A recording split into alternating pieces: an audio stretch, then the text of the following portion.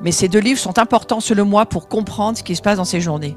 Ces journées sont on va dire, le fruit de 30 ans de ministère de délivrance que nous portons. Nous en avons le manteau ici, dans cette maison.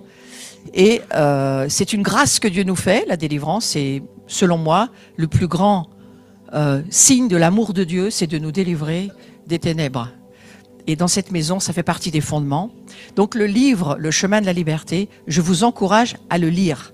Je vous encourage à investir dans ce livre et lisez-le parce que c'est ce qui va vous amener à faire, on va dire, une entrée plus facile dans la présence et dans la gloire de Dieu. La délivrance, c'est ce qui vous ouvre le droit. Vous l'avez déjà, mais il faut le prendre. Donc ça vous permet de prendre le droit qui est déjà le vôtre, de rentrer dans la liberté de Dieu et dans la gloire de Dieu. Et donc c'est, selon moi, je n'enseigne plus trop sur ce sujet. J'ai écrit ce livre pour passer à autre chose. D'accord? Donc je vous le dis, dans tout ce qui va se dire aujourd'hui, il est clair que nous avons tous encore des problèmes de démonologie. Vous n'avez jamais entendu ça, je vous le dis. Hein.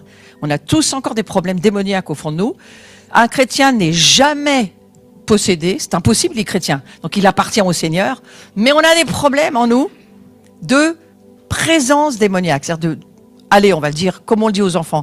Il y a des méchants qui habitent chez nous. C'est ça qu'on dit à nos enfants. Il y a des méchants qui habitent chez nous. On n'en a rien à fiche du terme démon ou du terme esprit impur. Mais il faut savoir de quoi on parle. Donc dans cette journée, il va y avoir des moments, certainement, parce que le Saint-Esprit, ben lui, il fait, on lui laisse la liberté, il le fait.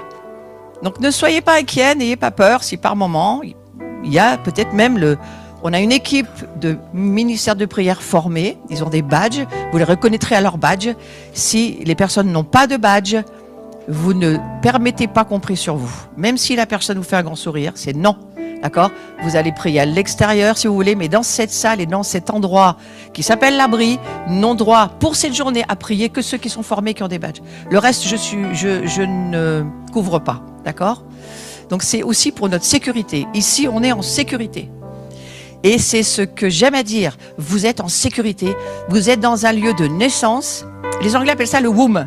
Ouais. Le womb, c'est une matrice. C'est la matrice dans laquelle la mère, elle porte l'enfant. Eh bien, c'est là où on se trouve.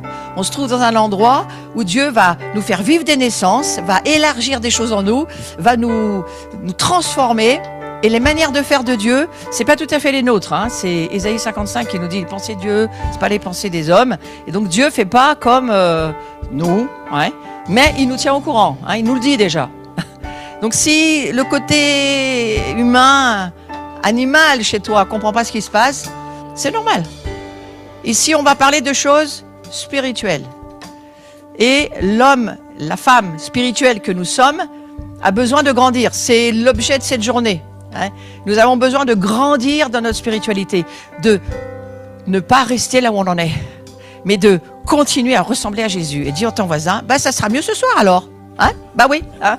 Bah oui, ce sera mieux ce soir. Hein? Hein? Voilà. Oui, parce qu'on aura encore pris de la hauteur, de la largeur, de la profondeur, quel que soit l'endroit où on se trouve, peu importe, du moment qu'on est né à nouveau. Donc ces journées, parfois, des personnes redonnent même leur cœur à Jésus. Disent, mais moi, ce Jésus-là, je le connais pas. Bah alors attendez, moi, je me convertis tous les mois alors. Hein, parce que moi, ma révélation de Jésus change tous les mois. Donc ça, c'est pas une affaire de nouvelle naissance, c'est une affaire de grandir. Par contre, assurez-vous, avant qu'on démarre cette journée, que vous avez bien donné votre vie à Jésus. Me demandez pas lequel.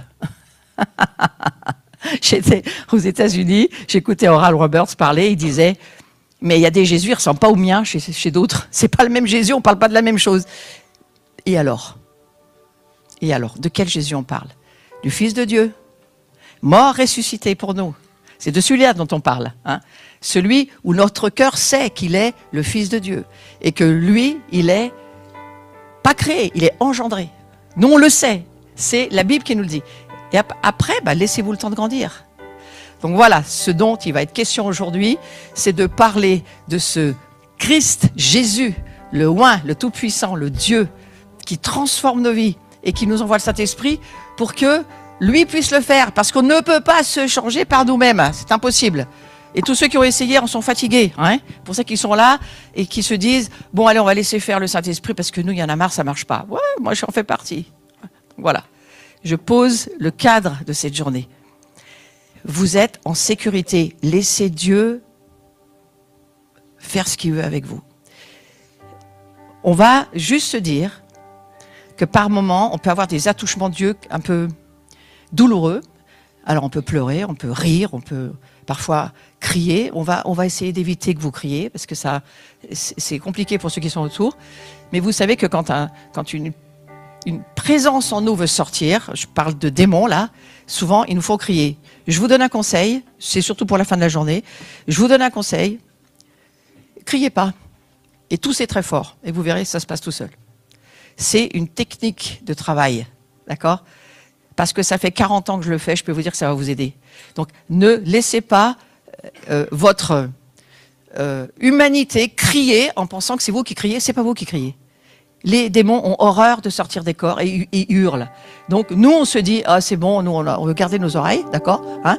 Donc, on évite. Donc, le ministère de prière, si ça doit arriver, il vous aidera, peu importe, il vous aidera. Mais souvenez-vous de ça pour la journée. Toussez, criez pas. Moi, je fais une introduction un peu difficile, mais parce que je sais très bien que ça va vous aider pour la journée, ça va vous rassurer. On veut être en sécurité ici. Vous êtes en sécurité. Il n'y a aucun regard, aucune personne, rien qui ne sortira de cette salle que vous vivez, et que toutes les confidences qui sont données au ministère de prière ne sortent jamais de là. Vous en êtes assurés, d'accord ?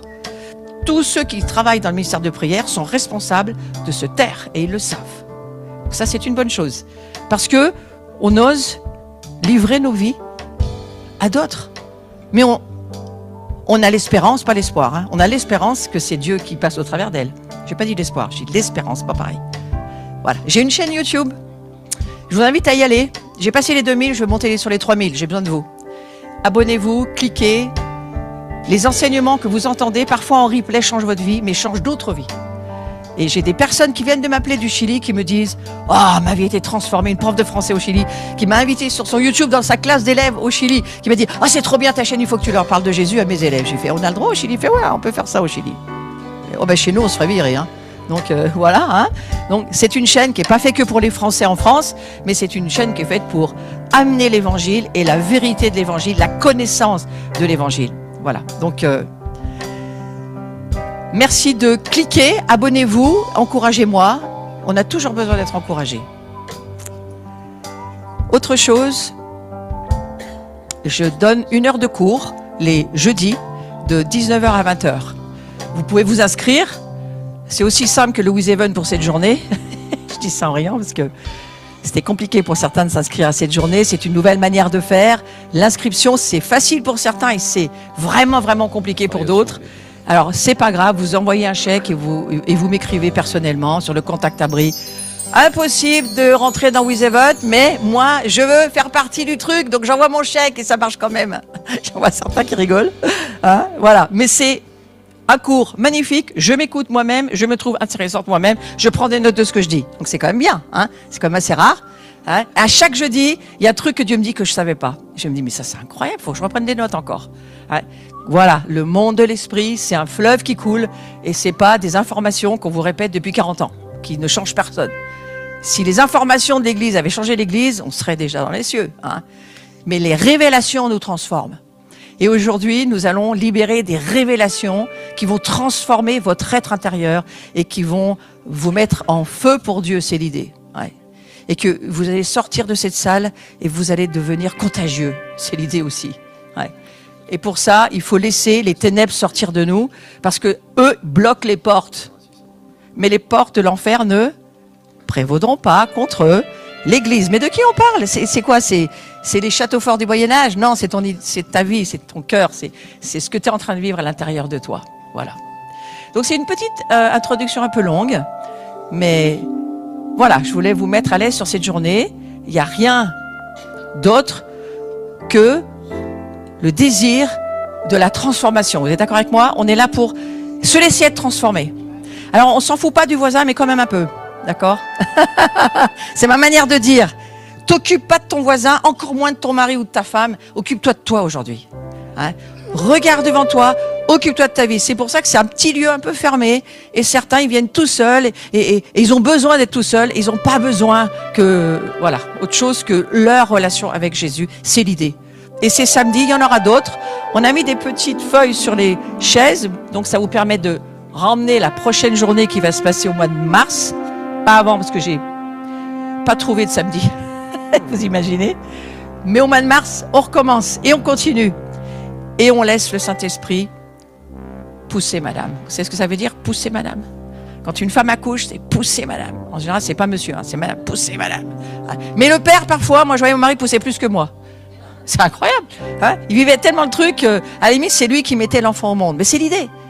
L'idée, c'est qu'on va mettre des choses au monde et que la délivrance, c'est ce qui permet des naissances spirituelles. Quand vous chassez un démon, la gloire arrive. Mais si c'est bloqué, personne ne vient. Donc il faut savoir ce qu'on veut. Je te remercie, Seigneur, aujourd'hui, de nous donner la joie d'être ensemble, la joie de la transformation, la joie de se dire que tu veilles sur nous. Tu es vraiment en souci pour nous. Tu es un père qui voit sa famille, qui voit ses enfants et qui veut voir ses enfants transformés à l'image du Fils. Et c'est cela que nous venons chercher aujourd'hui, Seigneur. Pas seulement en ta présence, mais que nous puissions devenir comme Jésus est. La gloire du Père.